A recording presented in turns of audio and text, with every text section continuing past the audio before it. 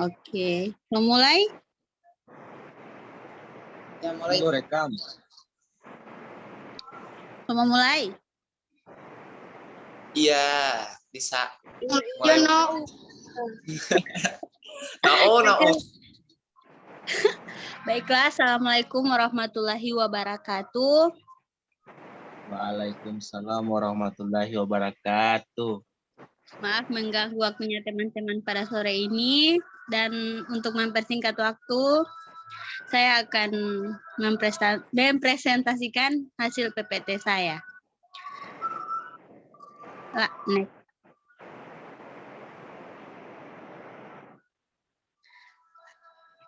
Ya, review jurnal saya kali ini yaitu analisis kandungan gizi dan uji organoleptik pada bakso tempe dengan penambahan daun kelor.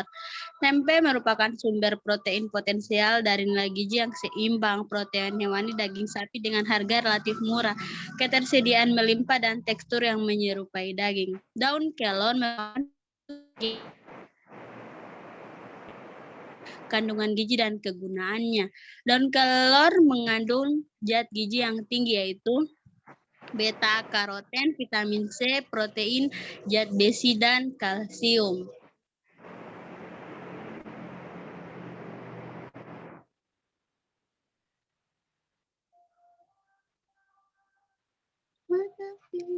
Tujuan yang ingin dicapai dalam penelitian ini adalah untuk mengetahui pengaruh penambahan daun kelor pada bakso tempe.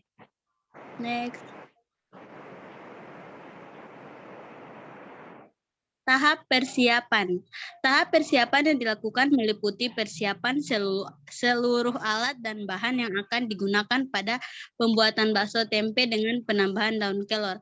Persiapan bahan yaitu pemilihan bahan yang berkualitas dan penimbangan seluruh bahan yang digunakan pada penelitian ini.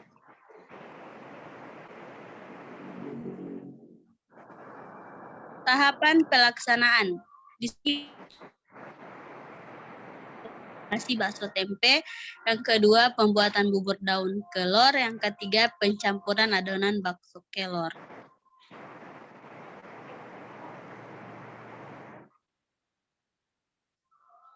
Hasil dan pembahasan. Berdasarkan hasil analisis sidik ragam pada gambar 1 menunjukkan bahwa penambahan daun kelor memberikan pengaruh yang nyata terhadap warna bakso tempe kelor. Data hasil pengujian menunjukkan bahwa perlakuan terbaik untuk warna bakso tempe kelor adalah penambahan daun kelor 2%. Hal ini disebabkan karena warna yang dihasilkan terlihat lebih segar dan cerah.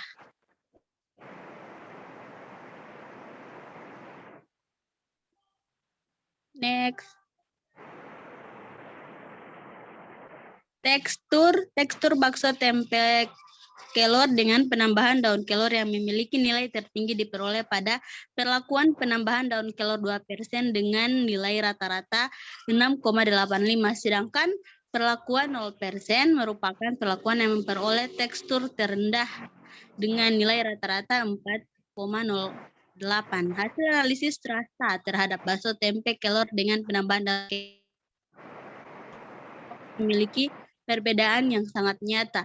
Rasa bakso tempe kelor dengan penambahan daun kelor yang memiliki nilai tertinggi diperoleh pada perlakuan penambahan daun kelor 2% dengan nilai rata-rata 7,35 menghasilkan bakso berasa gurih khas bakso tempe dan berasa sedikit daun kelor, sedangkan perlakuan penambahan daun kelor 6% merupakan perlakuan 0% yang memperoleh rasa terendah dengan nilai rata-rata 3,53 menghasilkan bakso berasa gurih khas bakso dan cukup.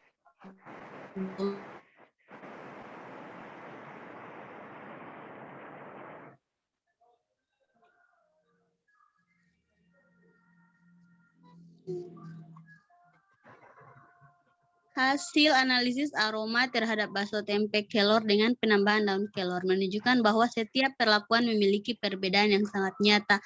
Aroma bakso tempe kelor dengan penambahan daun kelor yang memiliki nilai tertinggi diperoleh pada perlakuan penambahan daun kelor 2% dengan nilai rata-rata 6,59. Menghasilkan bakso beraroma khas tempe dan sedikit aroma daun kelor, sedangkan perlakuan penambahan daun kelor 0% merupakan perlakuan yang memperoleh aroma terendah dengan nilai rata-rata 4,48, menghasilkan bakso beraroma cukup beraroma daun kelor.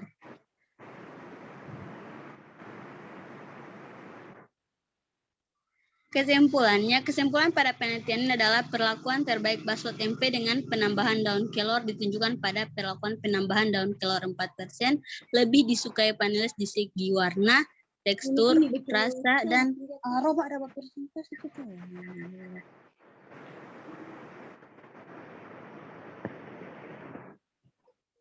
Ya, terima kasih. Itulah presentasi dari saya. Lebih dan kurangnya saya mohon maaf. Assalamualaikum warahmatullahi wabarakatuh. Dan yang bertanya dipersilahkan. Minimal 2 pertanyaan. Sore itu kamu buka.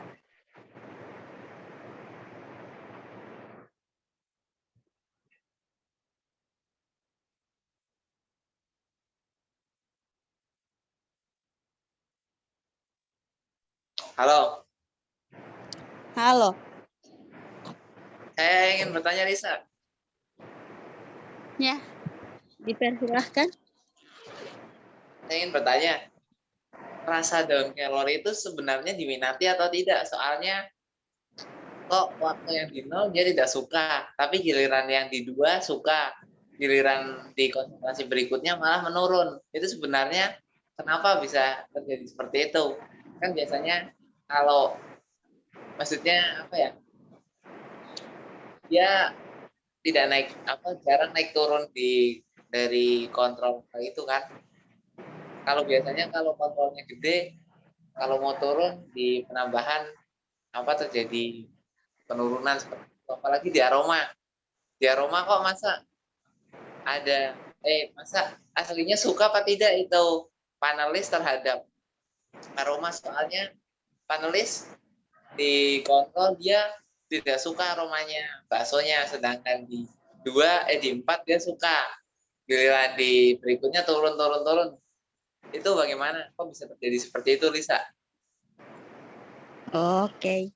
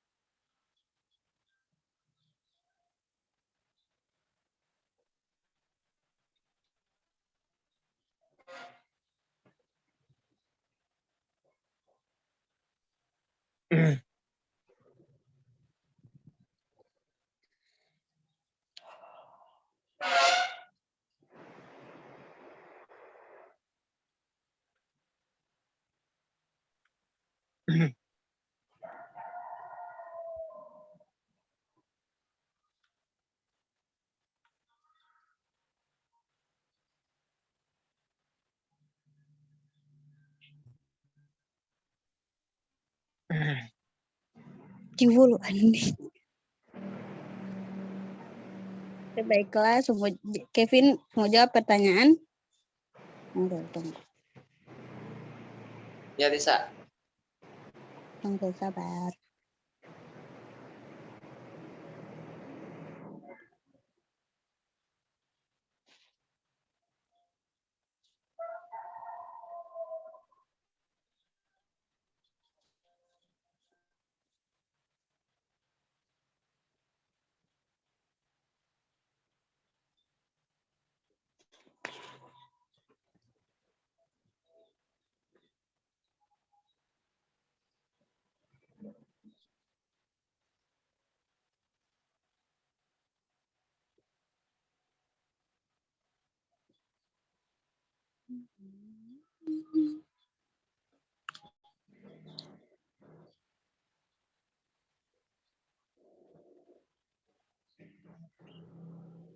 Lanjut saja dulu yang orang lain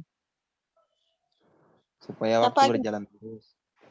Coba nggak presentasi? Siapa lagi nih yang presentasi? Halo?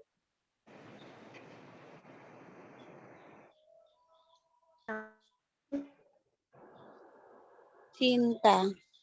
Wahid, tidak mau presentasi Wahid. Halo, Hit? Jangan ditunda-tunda loh presentasinya. Wahid,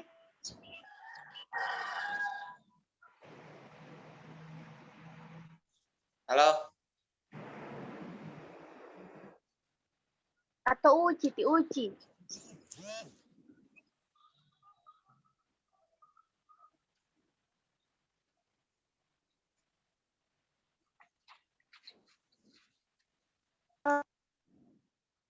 Ti Uci.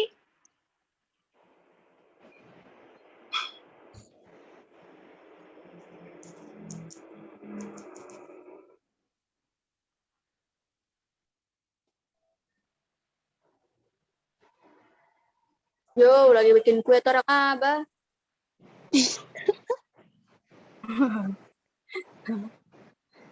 Ini guys, Wih, ada tar kami. Titia, PPPT ada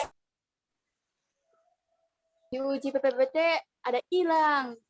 PPPT ada harta. Udah tolong tetap gimana?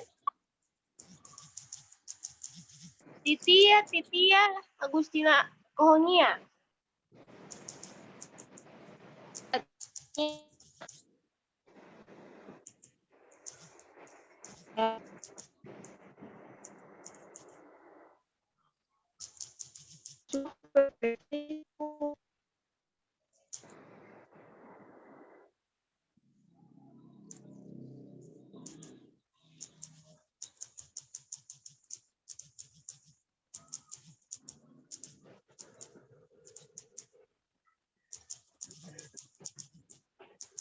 Wahid, ada ti Wahid ini.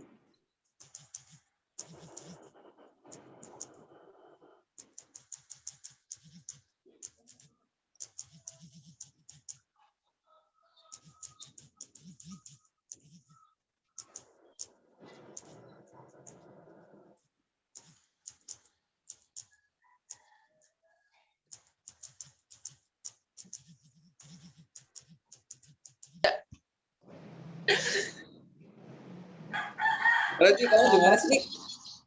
Apa?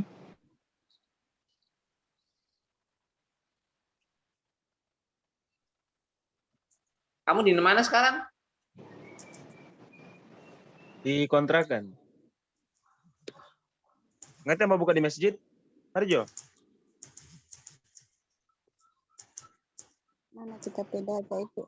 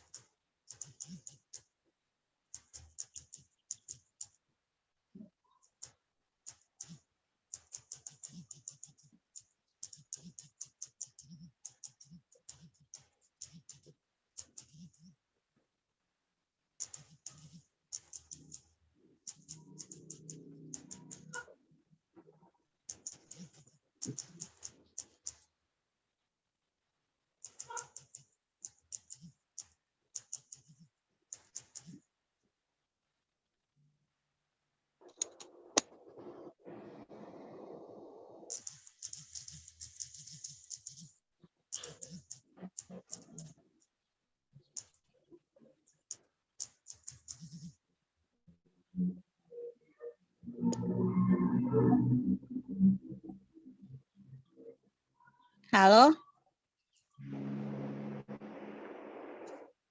Halo? Halo. Halo, Ada suara? ada. Ada. Ada.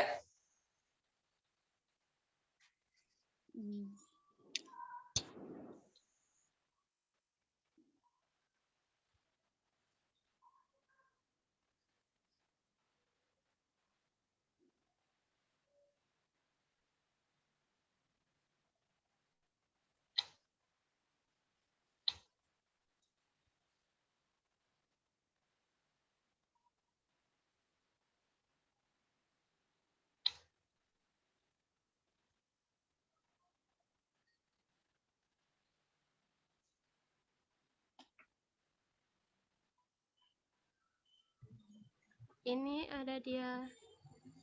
Halo, dapat dengar satu suara?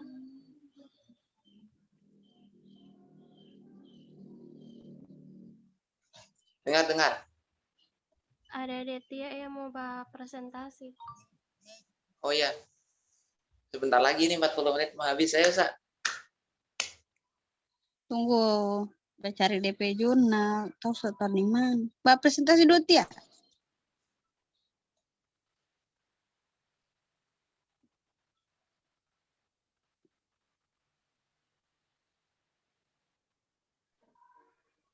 Halo. Halo. Assalamualaikum warahmatullahi wabarakatuh. Waalaikumsalam warahmatullahi wabarakatuh. Waalaikumsalam warahmatullahi wabarakatuh. Terima kasih kesempatan yang diberikan kepada saya. Baiklah, saya akan mempresentasikan hasil review dari jurnal saya yang berjudul Pemanfaatan Konsentrasi Protein Ikan atau KPI patin dalam pembuatan biskuit.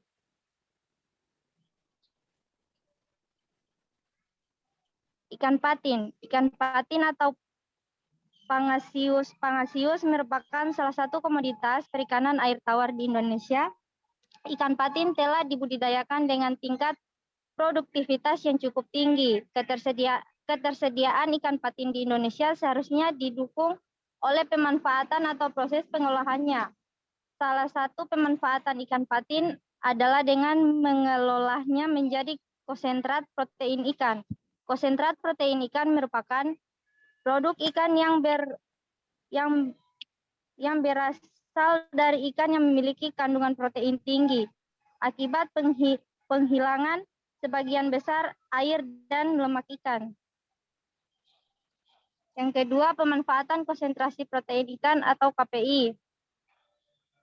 Konsentrat protein ikan atau KPI telah dimanfaatkan untuk memperbaiki tekstur produk pangan seperti meningkatkan kemampuan pembentukan gel, pengikatan air, dan emulsifikasi, selain meningkatkan kandungan protein kandungannya.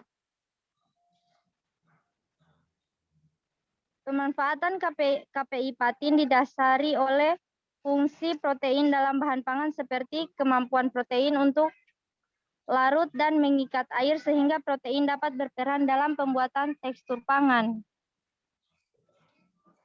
Yang ketiga, analis dan pengujian. Analisis yang dilakukan oleh analisis Proximat atau AOAC 2005 dan analisis daya cerna protein secara in vitro. Analisis Proximat meliputi kadar air, protein, lemak, abu, dan karbohidrat. Pengujian fisik yang dilakukan meliputi pengujian kecerahan atau lightness menggunakan alat chromometer dan pengujian kekerasan menggunakan alat tekstur analis. Karakteristik KPI patin. Karakteristik KPI patin yang meliputi karakteristik fisik, kimia, biologi, dan organoleptik. Konsentrat protein ikan patin memiliki derajat putih 81,88%. Derajat putih KPI patin kemungkinan berhubungan dengan kadar lemak yang terkandung dalam KPI patin yang rendah sehingga memiliki derajat putih yang lebih tinggi.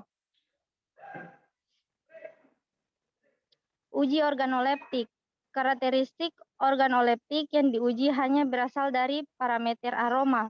Penilaian aroma berhubungan dengan pemanfaatan KPI patin dalam produk pangan khususnya biskuit. Semakin tinggi skor aroma yang dihasilkan, maka aroma KPI patin semakin disukai. Sebaliknya, semakin rendah skor aroma yang dihasilkan, maka aroma KPI patin semakin tidak disukai. Skor aroma KPI patin tergolong cukup disukai oleh panelis, yaitu 3,17.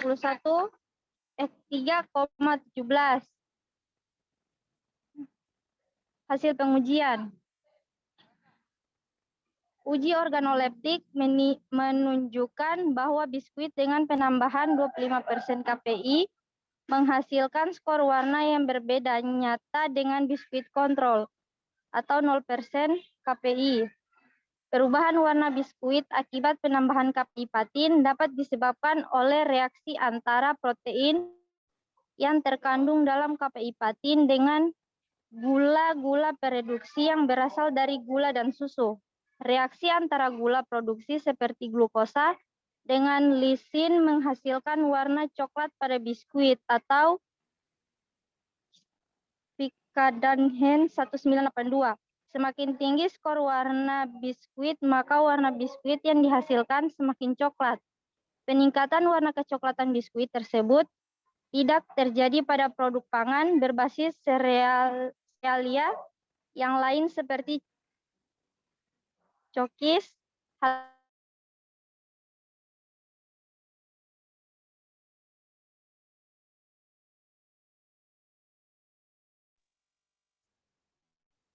Halo? Iya, hilang suara itu ya. Halo? Halo? Ya, dengar ini dengar. Lanjut ya. Pada penambahan KPI 5-20%. Skor aroma biskuit berkisar antara 4,10 atau tidak beraroma asing sampai dengan 3,23 atau agak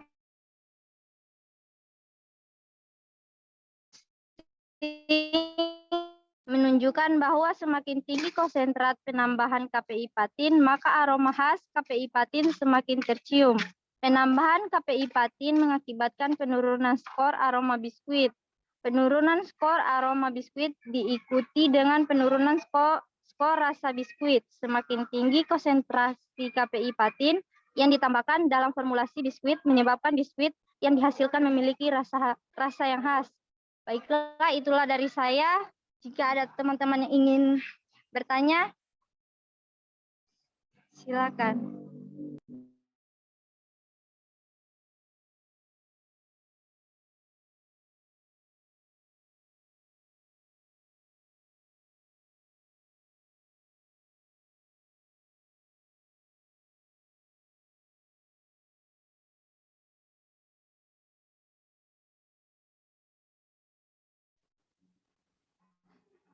Halo?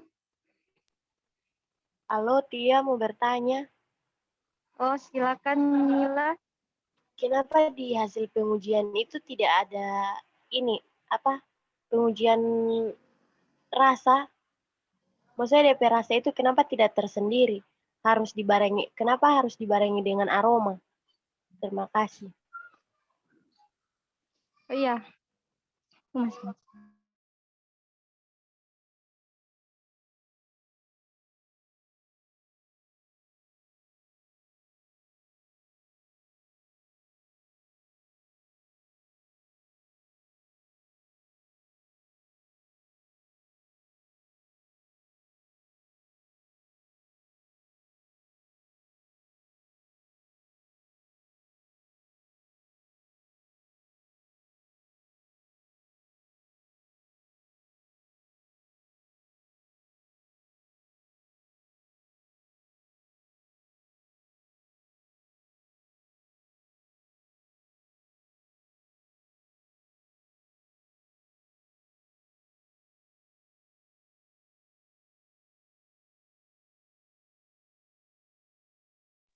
Halo Tia. Halo. Halo Tia, saya mau bertanya Tia. Halo Tia. Ya, Halo. halo. Oh, Halo, saya mau halo. bertanya Tia. Silakan, Kevin. Tadi kan ada pengaruh nyata Tia di penambahan rasa ikan patin.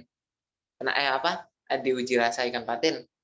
Itu yang yang mempengaruhi rasa pada biskuit itu komponen ikan patin apa Tia? Dan rasa ikan patin itu sebenarnya kayak apa? Itu mungkin. Terima kasih. Kevin tulis di kolom komentar. Iya, nanti di chat. Oke, oke.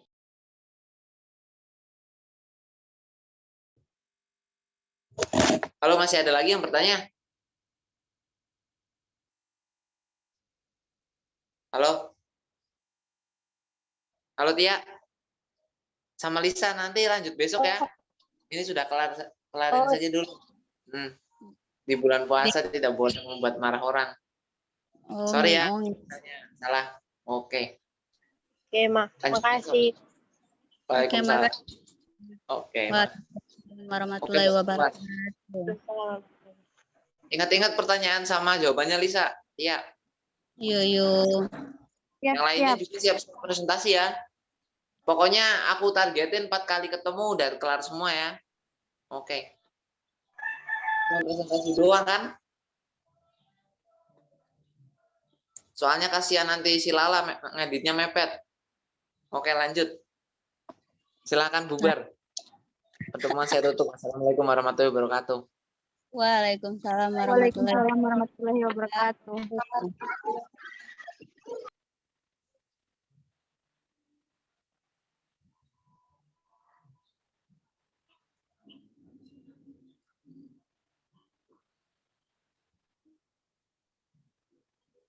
Tapi terang makin lama. Ada yang keluar? Kalau aku nunggu 40 menitnya kelar sih. Mana lah kok belum keluar ini hoax. Jadi Mbak absen ini. Masih satu Tidak. menit. King Joko. Supaya tak simpan sendiri. Masih berapa menit lah? 1:15, 1:13. 1 menit 13 detik. Iya, 19. 15. 1 menit 9 detik. Semua keluar. Keluar juga kalau yang semua keluar. Oke, terima kasih. Jangan keluar dulu. Sudah keluar. Sudah keluar. Sama jawab ngapnya Kevin. Sudah keluar Lisa. Sum keluar. Halo, Dik. Nah, keluar saja.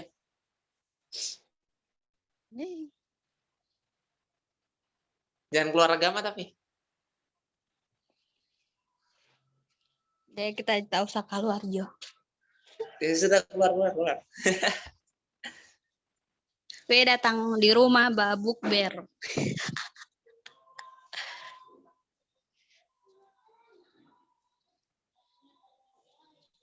Mana katanya di kamu ada PS5?